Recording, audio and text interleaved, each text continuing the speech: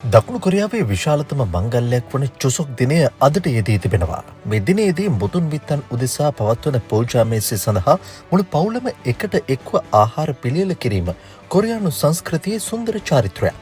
එවැනි එක් නිවසක පරම්පරා 3ක් සතුටු සිනා මැද උත්සව ආහාර සූදානම් කරන අයුරු දැකගත හැකි වුණා. සියා සහ මිනිබිරිය එකට එක්ව සොන්ජොන් නම් සාම්ප්‍රදායික රසකැවිලි සාධන අතර ආච්චි අම්මා ඔවුන්ව දිරිමත් කරනවා.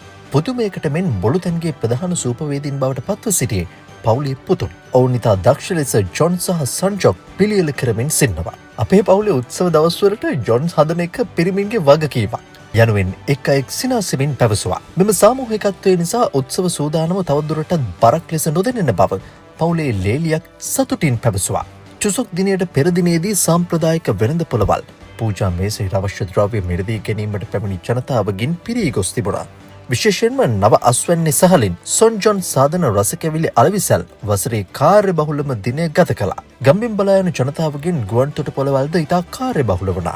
ජේජු ගුවන් තොටුපළ වෙත දිනකට 50,000කට ආසන්න මගීන් පිරිසක් පැමිණෙමින් ඉන්නවා. නිවාඩුව සඳහා නිවසට පැමිණි හමුදා සේවයෙන් නිම කළ තරුණයෙකු තම මවට හමුදා සම්ප්‍රදායට අනුව සන්ධ්‍යා වාර්තාව ලබා දෙමින් විහිළුවෙන් ඇයව පිළිගන්නා දර්ශනය බොහෝ දෙනාගේ මුවඟට සිනහවක් එක් කළා.